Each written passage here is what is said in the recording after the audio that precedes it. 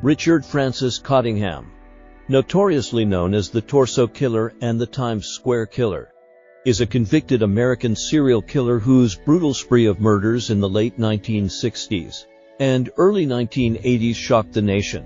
His chilling moniker stems from the horrific dismemberment of his victims, often leaving behind headless and holding torsos to prevent identification. Cottingham's criminal career spanned over a decade, and his crimes reflect a disturbing mix of sadism, sexual violence, and cold calculation.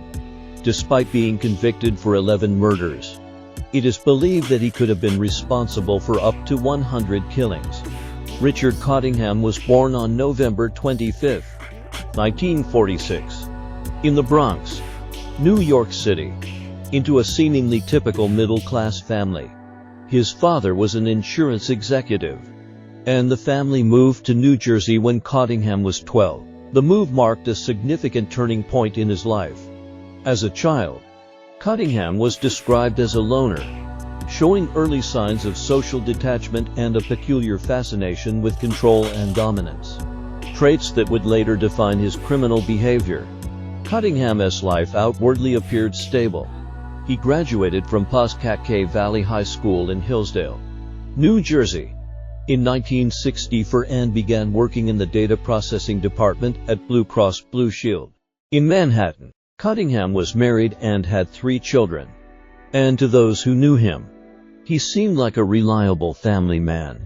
However, beneath this facade lurked a dark and sadistic predator who would soon become one of New York and New Jersey's most prolific and feared killers. Cottingham's killing spree is believed to have started as early as 1967.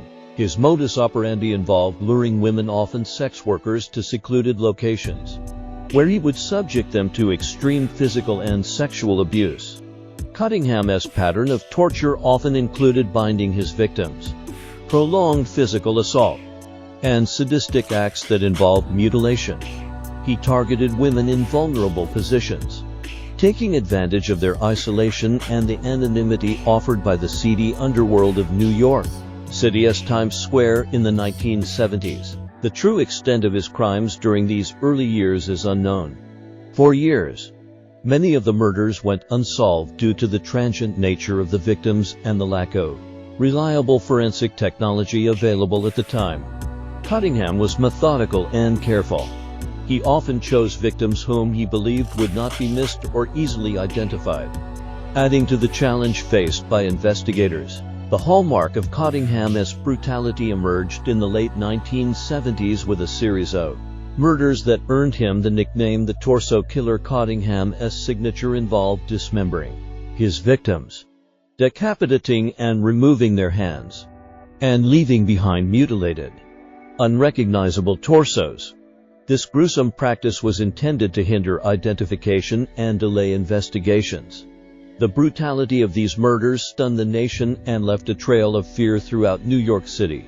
One of his most infamous murders occurred on December 2, 1979, at the Travel and Motor Hotel in Midtown Manhattan. Cottingham lured 2 young women, D.H. Goodarzi and an unidentified woman, to the hotel room, where he sexually assaulted, strangled, and mutilated them. He decapitated both women and set the room on fire, leaving behind headless bodies. The crime scene was so horrific that even seasoned detectives were left traumatized. The press dubbed the unknown victim as Jane Doe, and to this day, her identity remains a mystery. Cottingham's reign of terror came to an end on May 22, 1980, when he was arrested at a Quality Inn motel in Hasbrook Heights, New Jersey. That night, Cottingham had lured an 18-year-old sex worker named Leslie Ann Odell to his motel room. He tied her up, gagged her, and began his usual ritual of torture. However, Leslie managed to scream for help, attracting the attention of hotel staff. The police were called, and they found Leslie alive, though severely beaten and traumatized. Cottingham was arrested at the scene, finally putting an end to his decades-long spree of terror. Upon his arrest, police found a trophy collection in Cottingham's possession, including items such as personal belongings and jewelry of his victims, which he kept as souvenirs. Investigators quickly connected him to several unsolved murders in both New York and New Jersey. As evidence mounted, Cottingham was charged with multiple counts of murder, sexual assault, and kidnapping. During his trial, Cottingham showed no remorse. He pleaded not guilty and even attempted to downplay his role in the murders. However, the overwhelming evidence combined with survivor testimonies led to his conviction. In 1981, he was sentenced to life imprisonment for the murders of 5 women in New York and New Jersey. Since his imprisonment, Cottingham has been linked to several additional murders. His capture led to the re-examination of cold cases that matched his modus operandi, revealing a much larger scope of crimes than initially thought. Some of the confirmed victims linked to him post-conviction includes Nancy Vogel, 29, was murdered in 1967. Her case was reopened and solved in 2010 when Cottingham confessed to the crime. Diane Cusick, 29, murdered in 1968. Cottingham confessed her murder in 2022. Marianne Pryor, 17, and Lorraine Kelly, 16, the teenage girls murdered in 1974. Cottingham confessed to their murders in 2021 after decades of investigation. The confessions did not stop there. Cottingham, now in his late 70s, has continued to confess to murders, revealing gruesome details about his methods and the terror he inflicted. These confessions have brought some solace to the families of long-forgotten victims, providing closure after decades of uncertainty. Experts describe Cottingham as a sadistic killer whose primary motivation was not just the act of killing but the process of torture and control. He derived pleasure from the fear, pain, and helplessness of his victims. Unlike other serial killers whose motivations may be rooted in anger or a need for retribution, Cottingham's motives were based purely on a sadistic desire to inflict pain. Cottingham was able to maintain a double life for so long because he was meticulous in planning his crimes.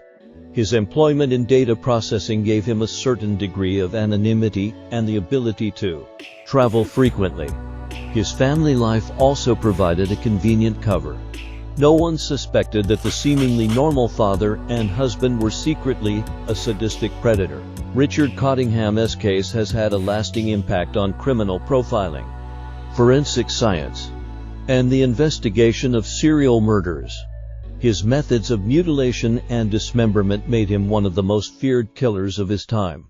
His ability to elude capture for over a decade forced law enforcement to reevaluate investigative techniques and communication between jurisdictions. The case also brought to light the vulnerabilities faced by sex workers and marginalized women in society.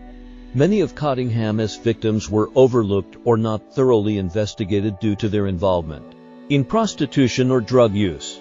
This bias and lack of attention likely allowed Cottingham to continue his killing spree undetected for many years. As of 2024, Richard Cottingham remains incarcerated at the New Jersey State Prison in Trenton, New Jersey, where he continues to serve multiple life sentences.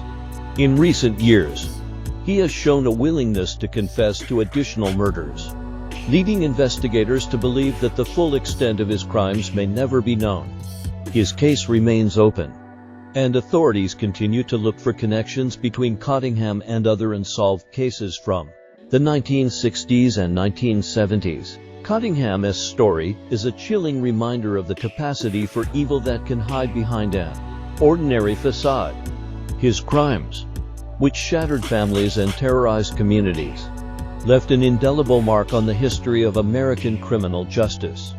Though justice was eventually served, the horrors he inflicted and the lives he took will never be forgotten.